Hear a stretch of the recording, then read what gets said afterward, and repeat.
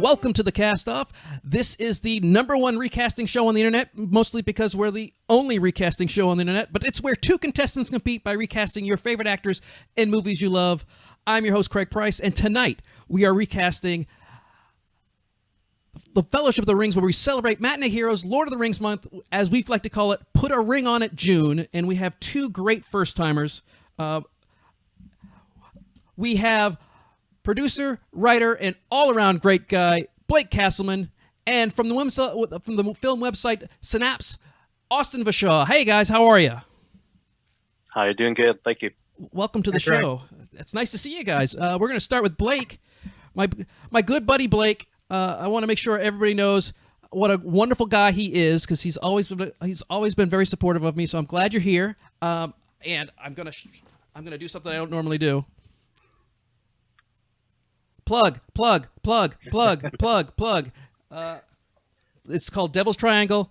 Get it now. It's on Amazon. That's where I got mine. So, Blake, happy to see you. What's been going on with you? Oh, we're just busy with getting ready for FanX in Salt Lake City. We're excited because this will be 2 years since we did our last show. Obviously, COVID made last year impossible, and like every other pop culture convention, we're gearing up to get back on that saddle. You've already announced a couple big names. I mean, I remember you told me one secretly ahead of time, and then it's finally revealed that was Henry Thomas, which I'm really excited about. But you've got Chris Eccleston, who I got to meet at Gallifrey 1, and I had drinks with him. My wife and I had drinks with him, and we talked about Cate Blanchett the whole night. It was great. Wonderful guy. My favorite Doctor Who.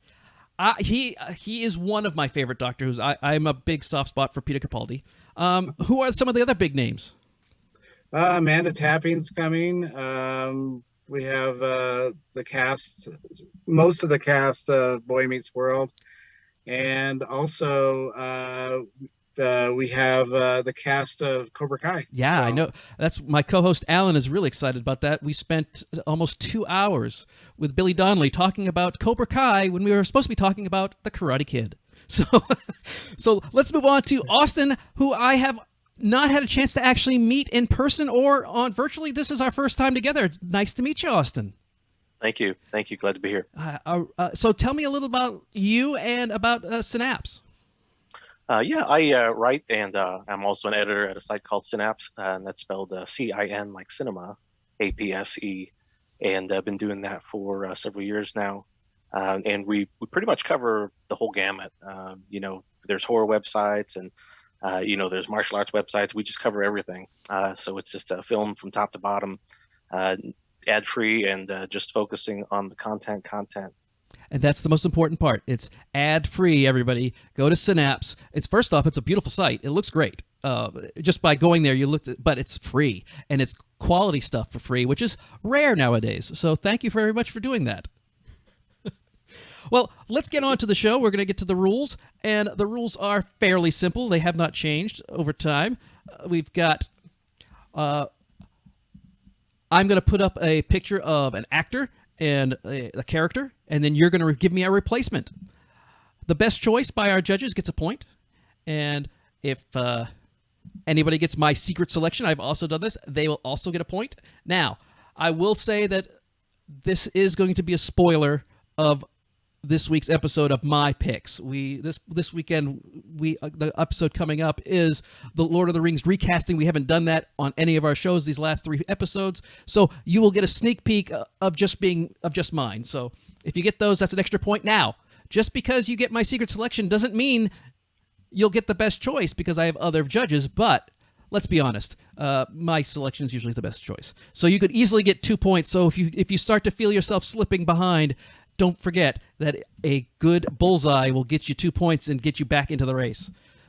Person with the most points wins, because we're America. And if there is a tie, double feature to win, and I will explain that when and if it happens. But as always, tonight's episode is brought to you by Matinee Heroes. June is Put a Ring on It month on Matinee Heroes, and all month long we've been doing Lord of the Rings with special guests from Movies That Make Us. And this weekend we recast 22 characters So if you're counting, that's 5 people, 22 characters, 110 characters in our big bulk special. And I think we only had 4 repeats, which was amazing. But you can head over to matineeheroes.com/subscribe to subscribe to the audio podcast of Matinee Heroes. And if you like what you're watching right now, head over to matineeheroes.com/castoff and you can subscribe to your favorite video stream. But let's get to the movie. We're going to climb out Mount Doom and throw this podcast into a volcano as we recast the Fellowship of the Rings, the Fellowship themselves. We don't have them all. We have a couple hobbits missing, but we've covered everybody, and we have to start with Elijah Wood's doe-eyed Frodo. So we'll start with Blake. Blake, who do you have to play, who seemed somewhat controversial at the time of his selection, Elijah Wood? I have, well, to play Frodo, you have to be someone who, you're the ring bearer. You're going to be dealing with a lot. And so we need an actor that's very good as far as playing character, dealing with a wide range of emotions, and easy on the eyes, because I think the ring bearer needs to be rather good looking. Hunky? Well, yeah, he can be punky, but in kind of a smoldering, brooding way. Oh. So I picked Leonardo DiCaprio as Frodo. He's definitely getting now. Hopefully, this is the right age bracket because he is the most memeable actor. Because if you see, he's got 7 or 8 different memes of him doing something online. But great in Titanic, despite the fact that Rose could have let him on the door. Come on, Rose. Well, here's the thing: if he would have had the Ring of Power, he could have made himself invisible and gotten up on the door, and Rose wouldn't have known. I know, it's all Rose. It was just a way of saying, hey, you know what? We do come from different worlds. This is a great way to make sure I don't have to deal with you again. So we've got, he was in Inception, Django Unchained, The Wolf of Wall Street, and of course, our good friend Mick Garris, friend of the podcast's Critters 3. So that we head over to Austin. Who do you have to go up against Leonardo DiCaprio? Well, the hard part of this was deciding whether to go with small person actors for the Hobbit roles, or more traditionally sized actors like the movies ended up doing. And that was a tough choice. I ended up going with more traditional actors just because they're more recognizable. I think a little bit easier to latch on to. And the actor I picked was someone who I just thought looked kind of hobbity, and always kind of struck me that way. I went with Bud Cort, and we're thinking kind of Harold and Maude era, looking young and eager and ready for an adventure. Absolutely. When this name crossed my desk, I was like, ooh, because he is a character actor du jour. He was in Heat, which we did here on Matinee Heroes, and when he's that awful diner manager that Dennis Haysbert has to work for. He's been in Dogma, The Life Aquatic with Steve Zissou. I don't think a lot of our younger audience knows who he is, but definitely a worthy choice. So we've got Frodo as Leo DiCaprio, Bud Cort. I went with Daniel Radcliffe because I also went with somebody who, because if he kind of looks very hobbity. You're right. Our judges were also excited to see Bud Cort, so that's Austin gets the first point. So now we move on to what I call the real hero of the whole show. This is Samwise. Samwise is the one that's not only does he have to be alongside of Frodo, but he's got to make sure Frodo gets his stuff done. He is Frodo's best friend, and he is the most loyal hobbit you've ever met. So Austin, who do you have playing? Now Sean Astin was wonderful in this role. So who do you have playing Samwise Gamgee? Yeah, this was by far the easiest one for me to cast, although I think subconsciously I realized why later. And that's because he actually played Sam in the animated version of The Lord of the Rings, Return of the King, from Rankin and Bass. And I didn't know that when I cast Roddy McDowall, but I thought he would be a perfect selection for Sam. He's got that drive and really that sort of a lovable, affable nature that is perfect for the hero, like you said, the real hero of the series.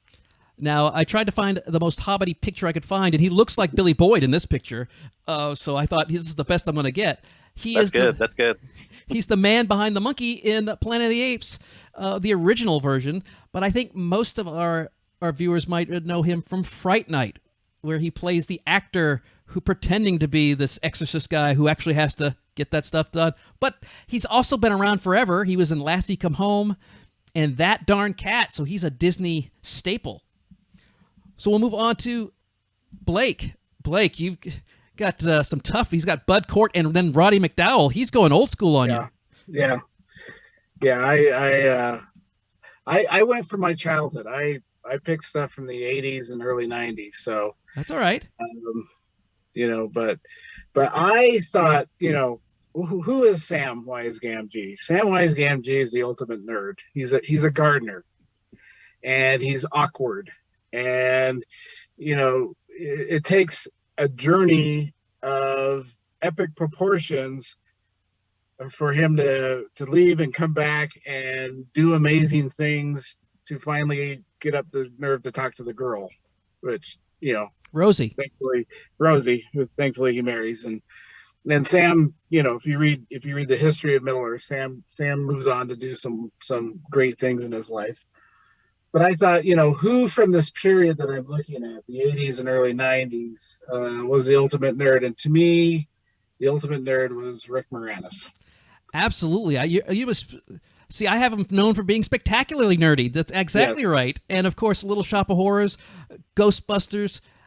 He was Bob and Doug in Strange Brew, and of course, Darth Helmet in Spaceballs. But he also plays straight in Parenthood. He was great, and that he is the number one wish I hope that FanX brings in. I know he does them very rarely, but he is so missed. Personal things took him out of show business. He's kind of semi-retired, mostly retired. I guess he only comes back for commercials for Ryan Reynolds. But other than that, Rick Moranis is absolutely wonderful and has been missed for several decades. We love him. Absolutely. And even when he played it straight in Parenthood, he was especially nerdy. I mean, I remember that scene where he sang the Carpenter song to woo his wife back. Yeah. Oh, yes, and he was an accountant in that as well. So, so we have Roddy McDowell, Rick Moranis. I went with Taron Egerton because once I saw him in Rocket Man, I figured he can do absolutely everything. Because if he wants to play and I like Elton John. I actually saw him last time we were in Salt Lake because he was the night before FanX. We saw Elton John. But if he can play Dumpy Reginald, he can play Samwise. But you have tickled the film ivories of the judges as Roddy McDowell gets your second point, Austin. So going old school usually doesn't work, but in this case, it seems like you have really found a groove as you go up 2-0. So now we head over to the hunkiest of hunks, because not only is he hunky, he's actually super talented as well. He is such a great and phenomenal, phenomenal actor. We have the great Viggo Mortensen as the reluctant king of Gondor, Aragorn. So, Blake, who do you have as the hunky Aragorn or Strider, depending on who you want? Well, Aragorn is a king in the making through these books and films, and he is a very heroic, traditionally heroic character, and he is vulnerable, and he is someone that we can relate to on many levels. And so, thinking in the terms of heroism, when I was a kid, there was a 3-year period where a particular actor came out with films that are now iconic. And he was the hero character in all 3 films. And I'm talking about Empire Strikes Back in 1980, Indiana Jones and the Raiders of the Lost Ark in 1981, and Blade Runner in 1982. And so I picked Harrison Ford. Absolutely. Aragorn. Yes.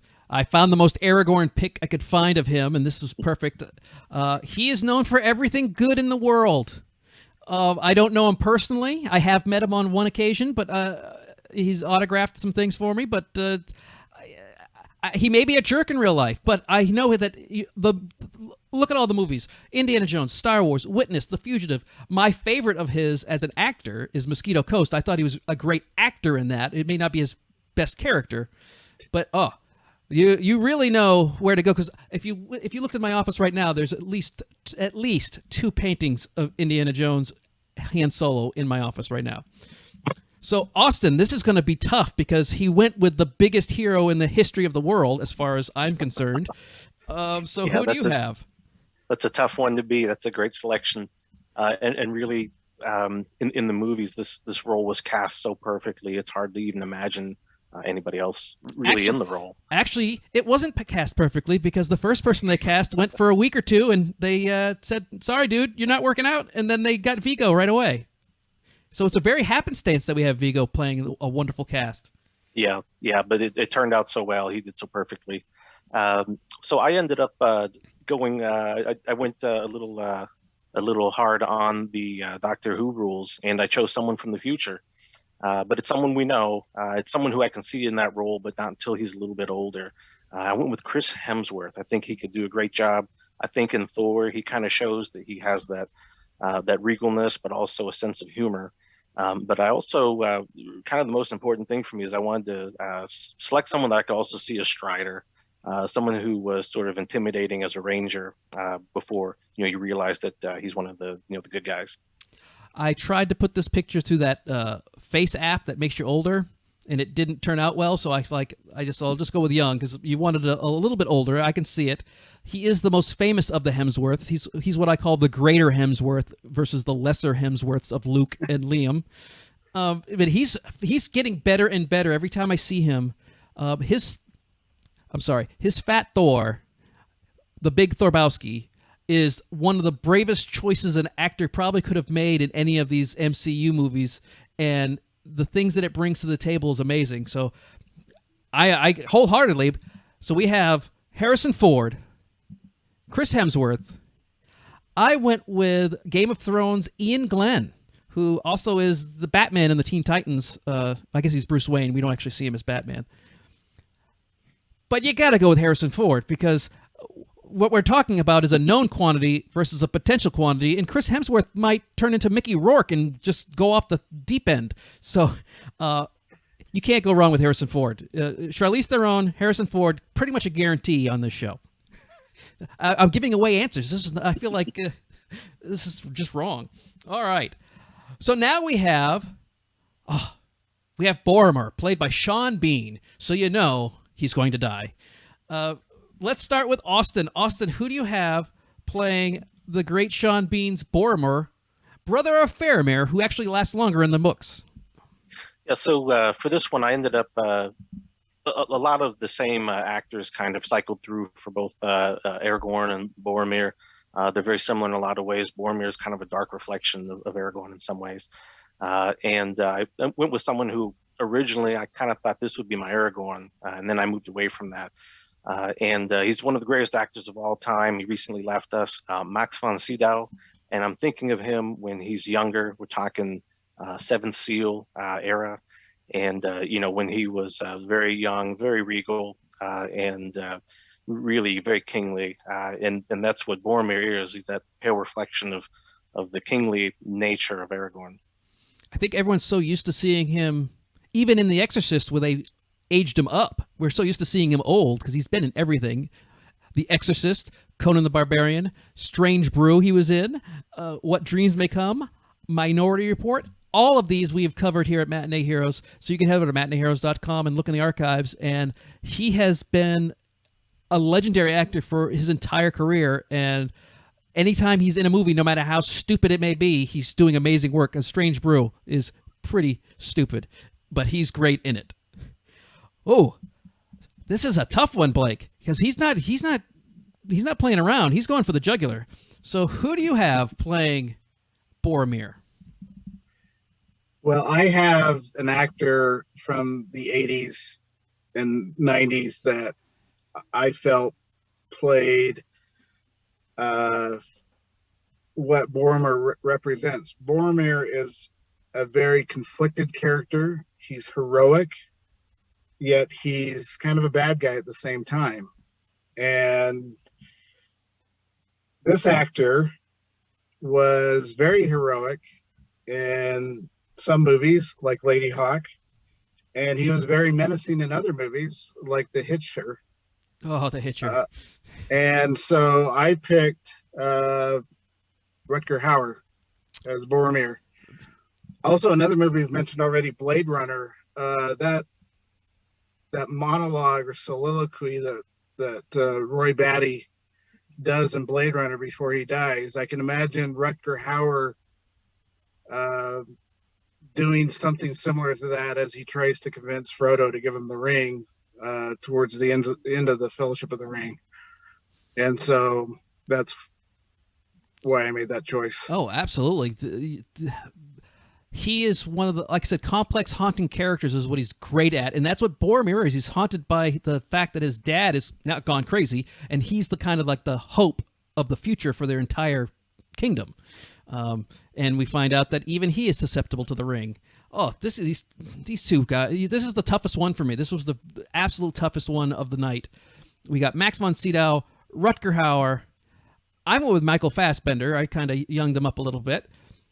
And the judges decided in a narrow victory, Max von Sydow. Very good. That was really tough. I don't know how the judges, they must have fought tooth and nail. Tracy and Jake, I don't know if they're speaking to each other anymore. So let's get on to Sir Ian McKellen as the great Gandalf the Grey, who, because he's not the white yet, he's only the gray in this particular episode. And as Alan says, my co-host from Matinee Heroes, Gandalf the Grey and Gandalf the White are two distinctly different people, despite the fact they're played by Ian McKellen.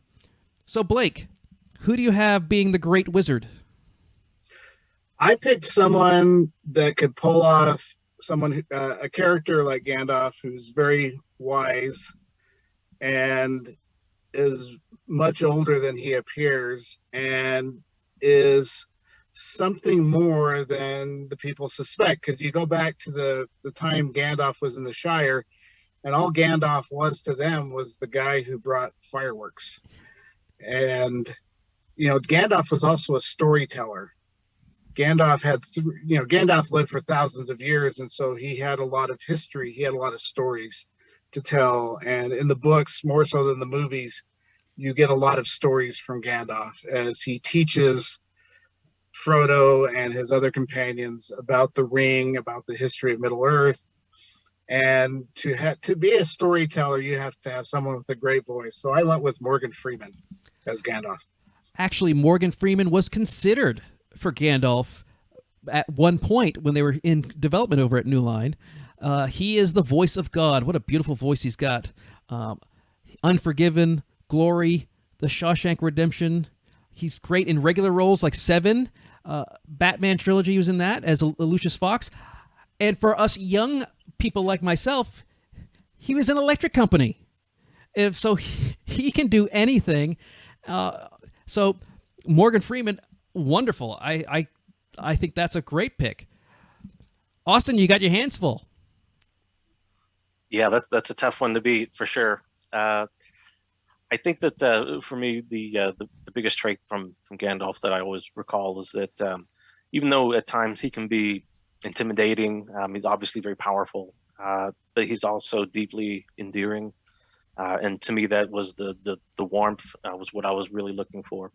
And I think of when he's sitting Frodo down in the Mines of Moria and teaching him about compassion, and the one actor who really just came to mind was Jeffrey Rush. I thought he could really nail that. Of course, when you say the Mines of Moria, I always remember how awful he treated Pippin in the Fellowship of the Ring. He is downright mean to him for the first movie and a half.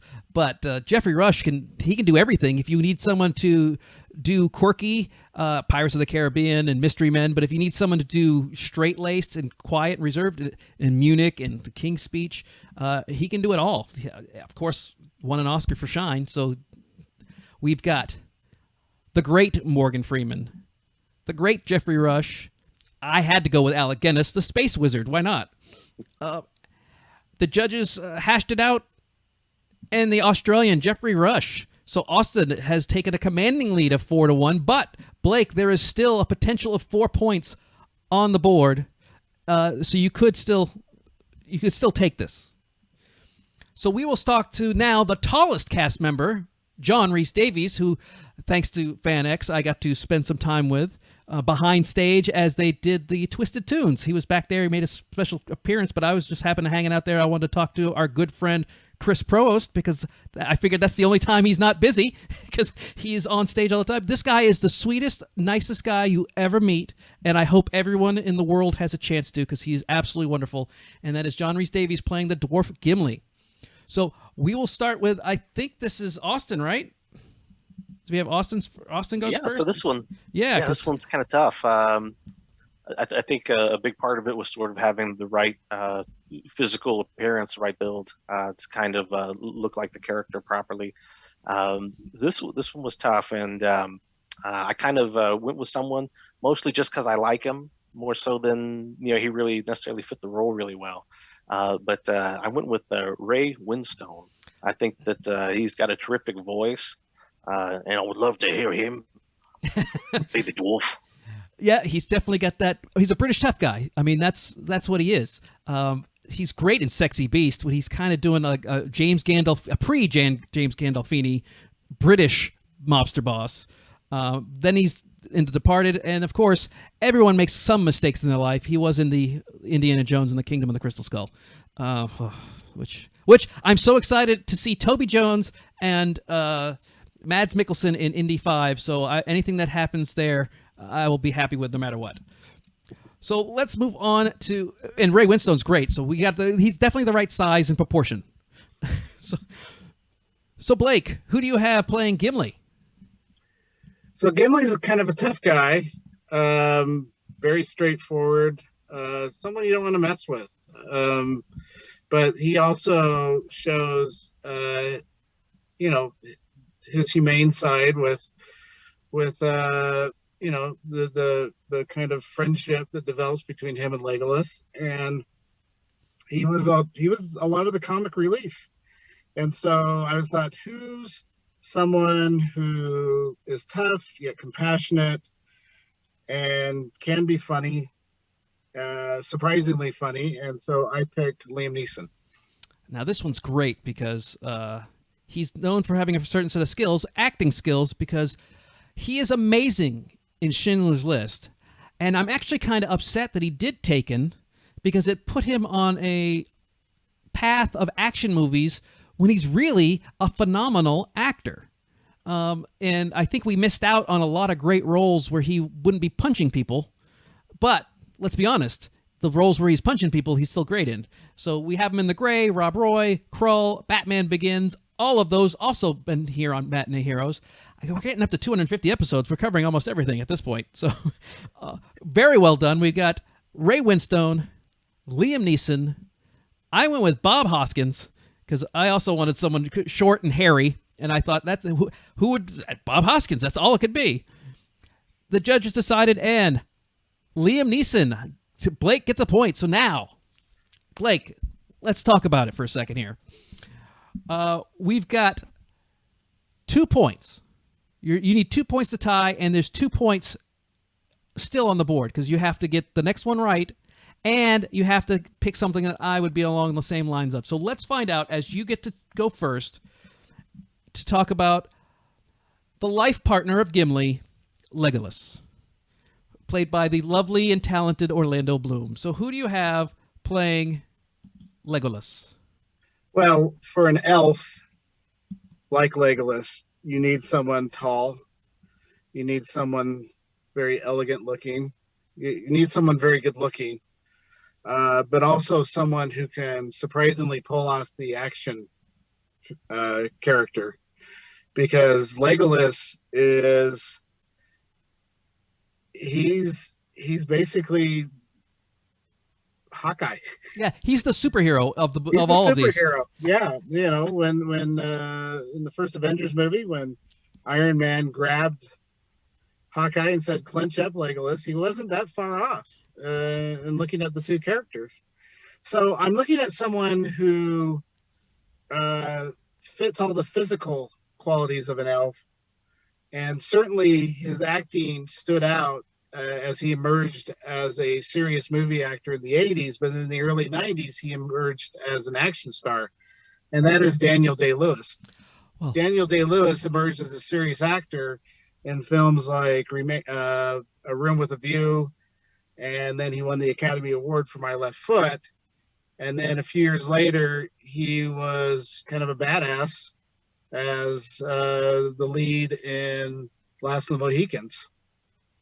absolutely. I tried to find a long-haired picture of him because I think you need a very young, long-haired Daniel Day-Lewis. And, of course, we know he can shoot the bow and arrow because he was doing so in The Last of the Mohicans. Is he the best actor in history? He just might be. I mean, he's absolutely phenomenal. He would throw himself into that role as an elf. He would be, from a character performance standpoint, he would be the most amazing elf in the history of anything that's been involved with Middle Earth cinematically. Yeah, he doesn't do a lot of movies, but what he does, and that's because he sinks his life into them. I mean, he's going to play a cobbler he goes to Italy for 18 months and becomes a cobbler. It's crazy. So that leaves Austin. Who do you got? You're going up against the greatest actor in the history of the world, possibly. Yeah, that's a tough one. I went with this is actually maybe my favorite pick, actually, out of all mine. Whether or not the judges end up seeing it my way, but I think that the points which were already made are right on. Legolas, he needs to be athletic. He needs to be able to shoot that bow and arrow, and be the nimble member of the party. And I thought of a martial artist and actor who I love, and one of the hardest things about casting Lord of the Rings theoretically is, and maybe one of the the things that people complain about the actual movies, is it's just a bunch of white guys. And so my play was to kind of take the L's and make them a more Asiatic race. So I went with the Korean actor. His name is Byung-hun Lee, and he's recognizable from some movies. He's been in G.I. Joe, and he's in a lot of Korean movies like The Good, the Bad, the Weird. And really love him. He's a terrific actor, terrific martial artist. I think he could really pull off the role of Legolas. And as my research shows, he's also got a couple records out. So I guess in Korea you have to be able to do all of this and sing, because even Jackie Chan's got a great voice on him. So, and he speaks English. That's important. Yes, because he's been in, like I said, G.I. Joe, Red 2, Terminator Genisys, The Magnificent Seven. All of these are American movies. So he is making his translation. We did have someone, and I have to preface this by saying we did have someone who did an entire Korean cast, and Lee Byung-hun showed up, not as Legolas. I can't remember who he was, but the fact that he was on your list and someone else's completely Korean list tells me there's something to him. Unfortunately, I have not seen any of those movies because except for The Magnificent Seven. I just didn't realize that was him. So we have the great Daniel Day-Lewis, Lee Byung-hun. Now, Blake, you have to get this right. Doesn't matter what my pick is yet, because it doesn't matter. You have to get this right, and you have to get my pick. Now, let's be honest. Daniel Day-Lewis in The Last of the Mohicans is exactly what we're looking for. And it's exactly the kind of matinee hero we do here at the podcast. Did I go with Daniel Day-Lewis? Did the judges want Daniel Day-Lewis? Well, unfortunately, they did not. It was a very close vote, but Austin, you are today's winner.